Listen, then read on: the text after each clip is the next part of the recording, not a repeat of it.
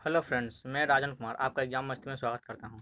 दोस्तों, मैं आपके लिए लाया हूं टॉप 50 मोस्ट इंपॉर्टेंट क्वेश्चन जो हर एग्जाम के लिए बहुत ही लाभदायक, बहुत ही यूजफुल होंगे।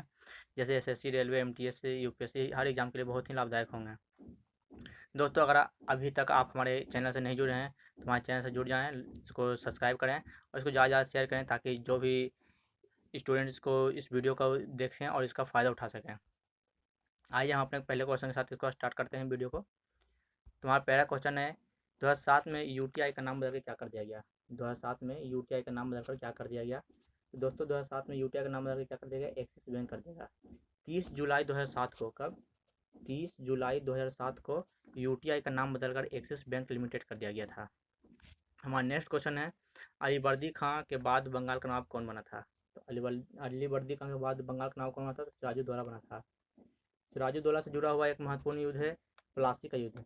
प्लासी का युद्ध कब होता है दोस्तों? तो प्लासी का युद्ध 23 जून 1757 में, 23 जून 1757 प्लासी का युद्ध होता है, ये याद रखिएगा। हमारा नेक्स्ट क्वेश्चन है, थर्ड क्वेश्चन, सरस्वती सम्मान किस क्षेत्र में दिया जाता है? सरस्वती सम्मान किस क्षेत्र में दिया जाता है? तो सरस्वती सम्मान दिया जाता है साहित्य के क्षेत्र में। किस क्षेत्र में? साहित्य के क्षेत्र में दिया जाता है सरस्वती सम्मान। सरस्वती सम्मान जो है संविधान के अनुसूची 8 से जुड़ा हुआ है। संविधान के अनुसूची किससे जुड़ा हुआ है? तो 8 से जुड़ा हुआ है सरस्वती सम्मान। यह 22 भाषाओं में से किसी भी भाषा में उत्कृष्ट गद्य या काव्य में साहित्य की कृतियों के लिए दिया जाने वाला एक सर्वोच्च पुरस्कार है सरस्वती सम्मान। इसे ध्यान रखिएगा। अगर पूछा जाए कि सरस्वती सम्मान संविधान की किस अनुसूची के तहत दिया जाता है, तो अनुसूची 8 के तहत दिया जाता है, क्योंकि इसमें जो 22 भाषाओं का उल्लेख किया गया है, इन 22 भाषाओं में से किसी भी भाषा के माध्यम से गद्य या काव्य का जो उल्लेख किया जाता है, उसके लिए सरस्वती सम्मान दिया जाता है। हमारा नेक्स्ट क्वेश्चन है, फोर्थ क्वेश्चन, भारत छोड़ो आंदोलन कब शुरू हुआ था? तो भारत छोड़ो आंदोलन कब हुआ था? भारत छोड़ो आंदोलन हुआ था 8 अगस्त 1942 को। कब हुआ था? 8 अगस्त 1942 को हुआ था। भारत छोड़ो आंदोलन किसके द्वारा शुरू किया गया था? तो महात्मा गांधी जी के द्वारा भारत छोड़ो आंदोलन शुरू किया गया था। और इसमें एक जो महत्वपूर्ण नारा है दिया गया था, महात्मा गांधी जी के द्वारा दिया गया था, एक नारा, करो या मरो का नारा। तो ये भी क्वेश्चन बनता है कि करो या मरो का नारा किसने दिया था? तो महात्मा गांधी जी ने दिया था। और यह कहाँ से शुरू किया गया था? तो भारत छोड़ो आंदोलन अखिल भारतीय कांग्रेस कमेटी बॉम्बे सत्र पत्र से शुरू किया गया था। ये याद रखिएगा, कहाँ से शुरू किया था? बॉम्बे शुरू किया गया था। अखिल भारतीय कमेटी बॉम्बे में हुआ था उस समय। हमारा नेक्स्ट क्वेश्चन है, 5 क्वेश्चन, भारत में नीली क्रांति का जनक किसे कहा था? तो भारत में नीली क्रांति का जनक किसे कहता है? तो हीरालाल चौधरी को। किसको कहता है? हीरालाल चौधरी को भारत में नीली क्रांति का जनक कहा जाता है। नीली क्रांति किससे संबंधित है? तो नीली क्रांति मत्स्य पालन यानी कि मछली पालन से संबंधित है। और हम साथ में ये भी जानेंगे कि श्वेत क्रांति, तो श्वेत क्रांति किससे संबंधित है? तो दूध उत्पादन से श्वेत क्रांति संबंधित है। और श्वेत क्रांति का जनक किसे कहा जाता है? तो वर्गीज कुरियन को श्वेत क्रांति का जनक कहा जाता है। और इसके साथ साथ हरित क्रांति है, रजत क्रांति है। तो हरित क्रांति किससे संबंधित है? तो हरित क्रांति से संबंधित है खाद्यान्न उत्पादन से। और हरित क्रांति का जनक किसे कहता है? तो एम एस स्वामीनाथन को हरित क्रांति का जनक कहा जाता है। और रजत क्रांति किससे संबंधित है? तो रजत क्रांति संबंधित है अंडा उत्पादन से। और रजत क्रांति का जनक किसे कहता है? तो इंदिरा गांधी को रजत क्रांति का जनक कहा जाता है। नेक्स्ट क्वेश्चन, हमारा नेक्स्ट 6 क्वेश्चन है, भवाई नृत्य, भवाई किस राज्य का लोक नृत्य है? तो भवाई किस राज्य का लोक नृत्य है? भवाई राजस्थान का लोक नृत्य है। भवाई कैसा नृत्य है, ये भी सब जान लेते हैं।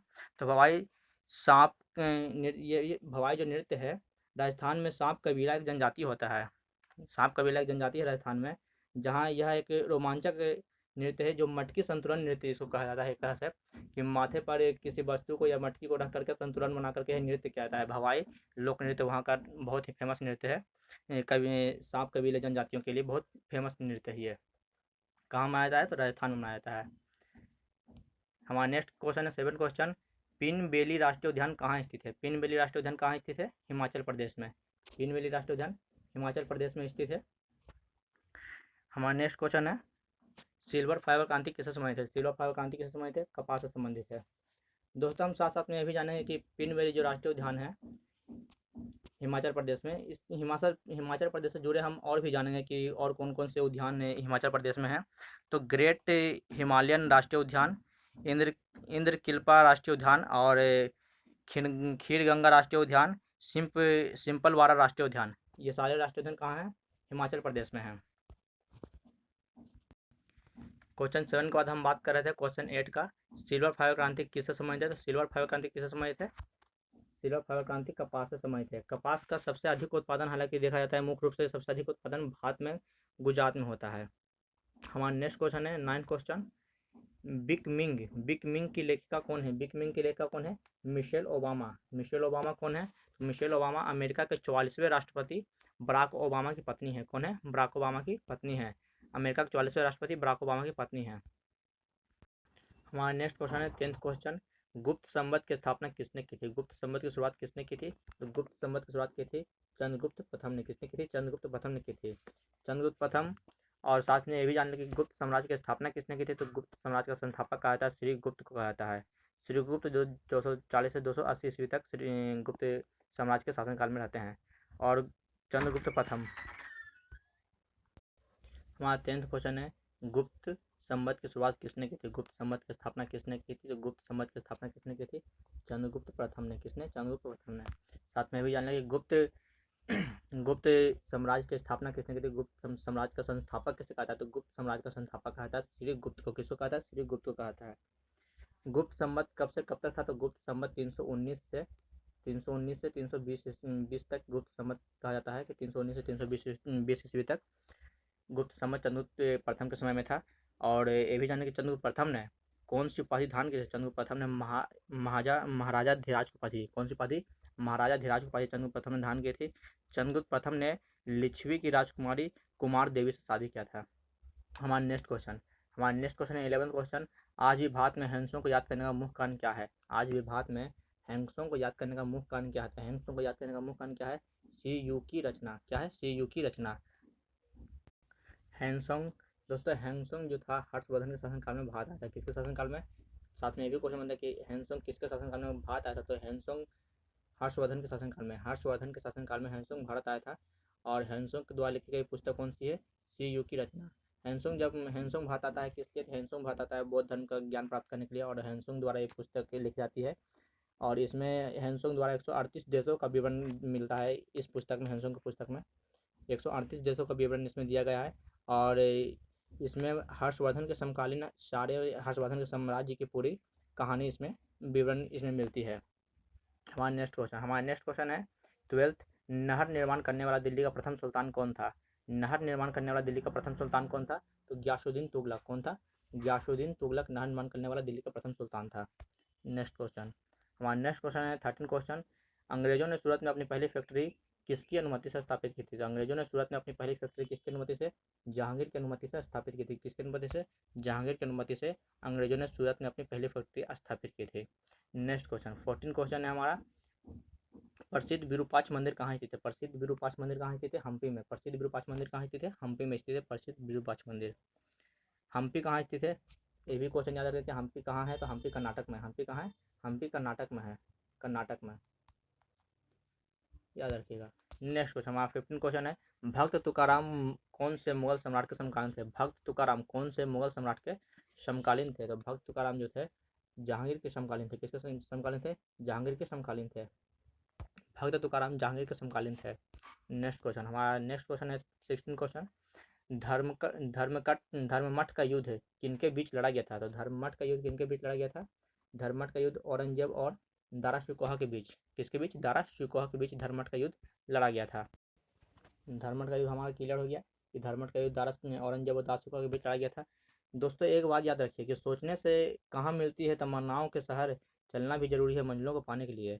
ये बात दिमाग में बिठा लीजिए। और हमें अगर नौकरी करना है, अगर जॉब लेना है तो हमें मेहनत तो करना होगा। हमारा नेक्स्ट क्वेश्चन है 17 क्वेश्चन। लिंगराज मंदिर किस शहर में स्थित है? तो लिंगराज मंदिर किस शहर में स्थित है? भुवनेश्वर शहर में। भुवनेश्वर शहर में लिंगराज मंदिर स्थित है। Next question 18 question. हमारा नेक्स्ट क्वेश्चन है 18 क्वेश्चन। कृष्ण जीवन परक प्रेम वाटिका काव्य की रचना किसने की थी? कृष्ण जीवन परक प्रेम वाटिका की रचना किसने की थी? तो रस खान ने। किसने की थी? रस खान ने की थी। याद रखेगा। हमारा नेक्स्ट क्वेश्चन 19 क्वेश्चन है। मोडी लिपि का प्रयोग किनके लेखों में किया जाता था? तो मोडी लिपि का प्रयोग मराठाओं के लेखों में। किनके लेखों में? मराठाओं के लेखों में किया जाता था। नेक्स्ट क्वेश्चन हमारा 20 क्वेश्चन है। जनजाति लोगों जो रहते हैं, जनजाति लोगों के संबंध में आदिवासी का प्रयोग सबसे सर्वप्रथम किसने किया था? तो जनजाति लोगों को जनजाति सर्वप्रथम किसने कहा था? तो ठक्कर बापन ने। ठक्कर बापन ने सर्वप्रथम जनजाति को जनजाति कहा था, आदिवासी कहा था। सॉरी, जनजाति लोगों को सर्वप्रथम आदिवासी शब्द का प्रयोग किसने किया? जनजाति लोगों के लिए आदिवासी शब्द का प्रयोग किसने किया था? तो ठक्कर बापा ने जनजाति लोगों के लिए आदिवासी शब्द का प्रयोग किया था। नेक्स्ट क्वेश्चन हमारा 21 क्वेश्चन है, ब्रिटिश भारतीय राज्य क्षेत्र का अंतिम प्रमुख विस्तार हुआ था। ब्रिटिश भारतीय समाज का अंतिम प्रमुख विस्तार कब हुआ था? तो डलहौजी के समय में हुआ था। डलहौजी के समय में ब्रिटिश साम्राज्य का बहुत विस्तार हुआ था। डलहौजी ने लॉर्ड डलहौजी जब आते हैं तो रेलवे का, डाक बस्ती और हड़प नीति ये सब कर करके अपने समाज का बहुत विस्तार करते हैं। नेक्स्ट क्वेश्चन हमारा 22 क्वेश्चन है, भारत में फ्रांसीसियों ने अपना पहला कारखाना कहाँ लगाया था? फ्रांसीसियों ने अपना पहला कारखाना कहाँ लगाया था? तो फ्रांसीसियों ने अपना पहला कारखाना लगाया था सूरत में। कहाँ लगाया था? सूरत में लगाया था। हमारा नेक्स्ट क्वेश्चन है, वीर कुंवर सिंह ने 1857 में विद्रोह के प्रमुख नेता थे। वीर कुंवर सिंह जो थे कहाँ के थे? बिहार के थे। और एक बिहार से ये विद्रोह के 1857 के विद्रोह के प्रमुख नेता थे। और बिहार में कहाँ के थे? तो बिहार में ये भोजपुर जिला गांव जगदीशपुर के निवासी थे। कहाँ के निवासी थे? भोजपुर जिला गांव जगदीशपुर के वीर कुंवर सिंह निवासी थे। हमारा नेक्स्ट क्वेश्चन है 24 क्वेश्चन, सिपाही विद्रोह के समय भारत का गवर्नर जनरल कौन था? सिपाही विद्रोह के समय भारत का गवर्नर जनरल कौन था? सिपाही विद्रोह के समय भारत का गवर्नर जनरल कौन था? लॉर्ड कैनिंग था सिपाही विद्रोह के समय भारत का गवर्नर जनरल। दोस्तों, लॉर्ड कैनिंग का कार्यकाल जो रहता है 1856 से 1862 तक का है। और 1857 में जो विद्रोह हुआ था सैनिक विद्रोह को ही सिपाही विद्रोह नाम दिया गया है। हमारा नेक्स्ट क्वेश्चन है 25 क्वेश्चन, सोम प्रकाश नामक समाचार पत्र का प्रकाशन किसने किया था? सोम प्रकाश नामक समाचार पत्र की शुरुआत किसने की थी? तो ईश्वर चंद्र विद्यासागर ने। किसने की थी? ईश्वर चंद्र विद्यासागर ने सोम प्रकाश से नामक जो समाचार पत्र है उसका प्रकाशन किए थे। हमारा नेक्स्ट क्वेश्चन है 26 क्वेश्चन है हमारा, बहुविवाह नामक पुस्तक लेखक कौन है? बहुविवाह नामक पुस्तक लेखक कौन है? तो ईश्वर चंद्र विद्यासागर ही बहुविवाह नामक पुस्तक लेखक हैं। नेक्स्ट क्वेश्चन 27 क्वेश्चन है, सुप्रसिद्ध चित्र बनी ठनी क्या है? बनी ठनी एक चित्र का नाम है। तो सुप्रसिद्ध चित्र बनी ठनी के लेखक बनी ठनी किस शैली का है? किस शैली का पूछा जा रहा है? तो बनी ठनी किशनगढ़ शैली का। किस शैली का है? बनी ठनी किशनगढ़ शैली का है, याद रखिएगा। हमारा नेक्स्ट क्वेश्चन है 28 क्वेश्चन, महात्मा गांधी ने 1930 में सवर्णीय अवज्ञा आंदोलन का प्रारंभ कहाँ से किया था? महात्मा गांधी जी ने सवर्णीय अवज्ञा आंदोलन का प्रारंभ कहाँ से किए थे? तो साबरमती से। कहाँ से? साबरमती आश्रम से इन्होंने सवर्णीय अवज्ञा आंदोलन का प्रारंभ किया था। और साथ में भी जानिए कि सवर्णीय अवज्ञा आंदोलन जो हुआ था 1930 में, तो 1930 में प्रथम गोलमेज सम्मेलन भी हुआ था। और 1931 में दूसरा गोलमेज सम्मेलन और 1932 में तीसरा गोलमेज सम्मेलन हुआ था। तो गांधी जी ने जो थे दूसरे गोलमेज सम्मेलन में भाग लेते हैं कब? 1931 में। 1931 में गांधी जी दूसरे गोलमेज सम्मेलन में भाग लेते हैं। नेक्स्ट क्वेश्चन हमारा 29 क्वेश्चन है, भीमराव अम्बेडकर का जो संविधान में निर्वाचन होता है किस तरह से होता है? तो भीमराव कहाँ से होता है? तो भीमराव अम्बेडकर का संविधान में निर्वाचन पश्चिम बंगाल के संवैधानिक सभा के चुनाव में हुआ था। कहाँ हुआ था? तो पश्चिम बंगाल के संवैधानिक सभा से भीमराव अम्बेडकर चुने गए थे। उनका संविधान सभा में निर्वाचन होता है। नेक्स्ट क्वेश्चन 30 क्वेश्चन हमारा है, सन 1922 में शराबबंदी अभियान का नेतृत्व किसने किया था? शराबबंदी जो हुआ था 1922 में, तो उसका नेतृत्व किसने किया था? तो सरदार वल्लभ भाई पटेल ने। किसने? सरदार वल्लभ भाई पटेल ने 1922 में शराबबंदी का नेतृत्व किया था। हमारा नेक्स्ट क्वेश्चन 31 क्वेश्चन, गुजरात में गदर पार्टी के नेता कौन थे? या गदर पार्टी के संस्थापक कौन थे? ये भी ऐसे भी हम कर सकते हैं। तो गदर पार्टी के संस्थापक कौन थे? लाला हरदयाल, जिन्हें गदर पार्टी का नेता कहा जाता है। 1913 में इन्होंने गदर पार्टी की स्थापना की थी। नेक्स्ट क्वेश्चन हमारा नेक्स्ट क्वेश्चन 32 क्वेश्चन है, भारतीय राष्ट्रीय कांग्रेस की स्थापना कब और किसने की थी? तो भारतीय राष्ट्रीय कांग्रेस की स्थापना किसने की थी? 1885 में ए.ओ. ह्यूम द्वारा किया गया था। किसके द्वारा? ए.ओ. ह्यूम द्वारा किया गया था 1885 में। नेक्स्ट क्वेश्चन हमारा next question 33 question, Indian national social conference सभा की स्थापना कब और किसने की थी? तो इंडियन नेशनल सोशल कॉन्फ्रेंस की स्थापना किसने किया था? तो महादेव गोविंद रानडे ने। किसने? महादेव गोविंद रानडे जी ने किया। कब? 1887 में। नेक्स्ट क्वेश्चन हमारा नेक्स्ट क्वेश्चन है 34 क्वेश्चन, 1887 में। कब? 1887 में 1887 में क्रांतिकारियों का एक गुप्त समाज अभिनव भारत का गठन किसने किया था? 1887 में जो क्रांतिकारी का गुप्त समाज बना था, कौन सा? अभिनव भारत। इसका गठन किसने किया था? तो बी डी सावरकर, विनायक दामोदर सावरकर, जिनको बी डी सावरकर आप लोग जानते हैं। तो उनका पूरा नाम क्या है? विनायक दामोदर सावरकर जी ने अभिनव भारत का गठन किए थे। नेक्स्ट क्वेश्चन हमारा 35 क्वेश्चन है, व्यक्तिगत सत्याग्रह में विनोबा भावे को प्रथम सत्याग्रह चुना गया था। किसको प्रथम सत्याग्रह? अगर पूछा जाए कि प्रथम सत्याग्रह व्यक्ति सत्याग्रह में किसको चुना गया था, तो विनोबा भावे को व्यक्तिगत सत्याग्रह में प्रथम सत्याग्रह चुना गया था। और दूसरा सत्याग्रह किनको चुना गया था? दूसरा सत्याग्रह चुना गया था पंडित जवाहरलाल नेहरू को। किनको? पंडित जवाहरलाल नेहरू को व्यक्तिगत सत्याग्रह में दूसरा सत्याग्रह चुना गया था। नेक्स्ट क्वेश्चन हमारा है 36 क्वेश्चन। दक्षिण अफ्रीका से लौटने के बाद महात्मा गांधी का प्रथम सत्याग्रह कहाँ सफल हुआ था? तो दक्षिण अफ्रीका से लौटने के बाद 1917 में, कब? 1917 में प्रथम सत्याग्रह उनका हुआ था चंपारण में। कहाँ हुआ था? चंपारण में सफल हुआ था। नेक्स्ट क्वेश्चन हमारा 37 क्वेश्चन है। हंटर आयोग की नियुक्ति किसकी घटना के बाद हुई थी? तो हंटर आयोग जो होती है, जलियांवाला बाग हत्याकांड। जलियांवाला बाग हत्याकांड हालांकि आप लोग जानते होंगे कि कब हुआ? 13 अप्रैल 1919 को। 13 अप्रैल 1919 को जलियांवाला बाग हत्याकांड हुआ था। जलियांवाला बाग हत्याकांड 13 अप्रैल 1919 को हुआ था। और हंटर आयोग का गठन कब होता है? 1 अक्टूबर 1919 को होता है। हंटर आयोग जो बैठाया जाता है, जलियांवाला बाग हत्याकांड में काफ़ी लोग मारे गए थे जनरल डायर द्वारा। जो जनरल डायर था, जलियांवाला बाग हत्याकांड जब जहाँ हुआ था, जलियांवाला बाग में हुआ था, तो वहाँ जनरल ने बहुत सारे लोग इकट्ठा हो गए थे। तो जनरल डायर ने गोली चलाने का क्या आदेश दे दिया था। तो उस दौरान काफ़ी लोग मारे गए थे। तो इसी आयोग की, इसी हत्याकांड को, इसकी जांच पड़ताल करने के लिए एक आयोग का गठन किया गया था, जिसको हंटर आयोग कहा गया था। हंटर आयोग के गठन, हंटर आयोग, उसमें एक जनरल थे लॉर्ड हंटर, इनके नाम पर यह हंटर आयोग नाम दिया गया, हंटर आयोग दिया गया नाम, ये याद रखिएगा। नेक्स्ट क्वेश्चन हमारा है करो ये मरो का नारा। करो ये मरो का नारा किसने दिया था? करो ये मरो का नारा मैंने आपको ऊपर बताया था 1842 में। किसके दौरान दिया था? 1942 में भारत छोड़ो आंदोलन के दौरान 8 अगस्त 1942 को भारत छोड़ो आंदोलन के दौरान महात्मा गांधी जी देते हैं। और इस आंदोलन की शुरुआत में महात्मा गांधी जी के द्वारा ही की गई थी। नेक्स्ट क्वेश्चन हमारा 39 क्वेश्चन है। दांडी यात्रा के साथ किस आंदोलन का प्रारंभ हुआ था? तो दांडी यात्रा कब होता है? तो 1930 में दांडी यात्रा के प्रारंभ शुरुआत होता है। और इसके साथ सवर्णीय अवज्ञा आंदोलन, कौन सा आंदोलन? सवर्णीय अवज्ञा आंदोलन शुरू होता है 1930 में ही। मैंने आपको ऊपर अभी बताया था कि प्रथम गोलमेज सम्मेलन 1930 में होता है, द्वितीय गोलमेज सम्मेलन 1931 में होता है, और तृतीय गोलमेज सम्मेलन कब होता है? 1932 में होता है। याद रखिएगा। नेक्स्ट क्वेश्चन हमारा है 40 क्वेश्चन। किस सूफी संत की यह मान्यता थी? एक सूफी संत थे, तो जिनकी मान्यता थे कि भक्ति संगीत जो है, इसको भक्ति संगीत ईश्वर के निकट पहुंचने का एक साधन है। तो किस सूफी संत की यह मान्यता थी कि भक्ति संगीत ईश्वर के निकट, कौन सा संगीत? भक्ति संगीत ईश्वर के निकट पहुंचने का एक साधन है। तो मोइनुद्दीन चिश्ती। कौन थे? सूफी संत मोइनुद्दीन चिश्ती का यह मानना था कि भक्ति संगीत ईश्वर के निकट पहुंचने का एक साधन है। नेक्स्ट क्वेश्चन हमारा नेक्स्ट क्वेश्चन है 41 क्वेश्चन।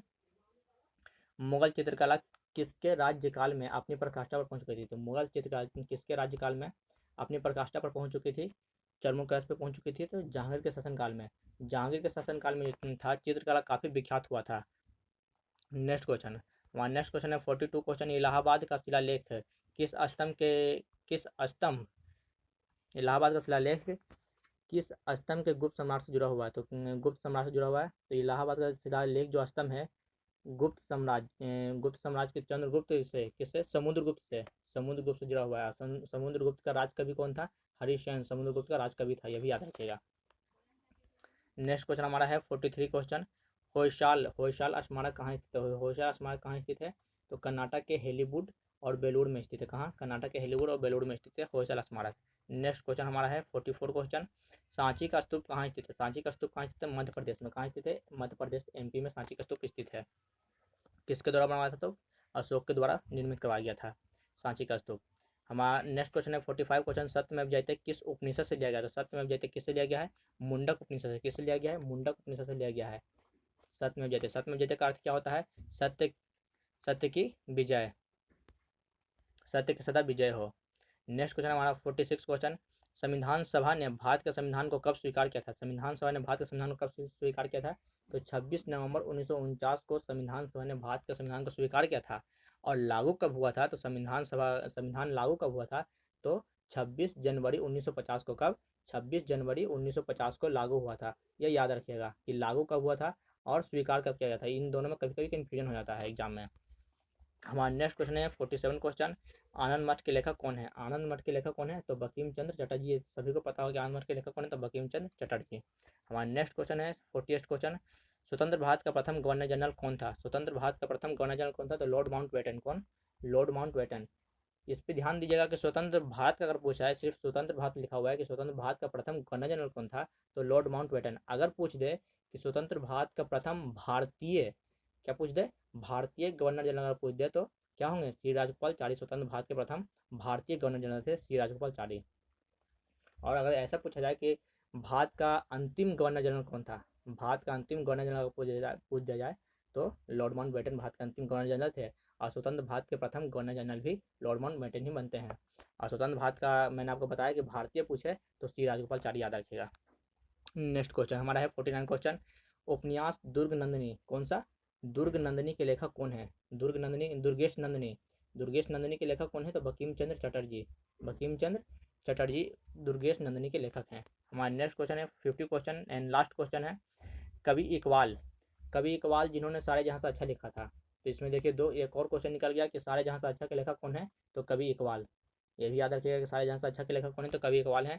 और जिन्होंने कवि इकबाल जो सारे जहाँ से अच्छा लिखे थे वह किस स्थान से संबंधित हैं, वह कहाँ किस स्थान से संबंधित है, यानी कहाँ के रहने वाले थे, तो पंजाब से संबंधित है। कहाँ से, पंजाब से संबंधित है कवि इकबाल। तो दोस्तों अगर आपको ये वीडियो अच्छी लगा हो, आपको अगर यह वीडियो पसंद आया हो तो इस वीडियो को ज़्यादा शेयर करें, लाइक करें, सब्सक्राइब करें हमारे चैनल को, ताकि हमें भी मोटिवेशन मिले और हम और भी वीडियो आपको बनाकर ऐसी वीडियो प्रोवाइड करते रहें। Thank you for watching.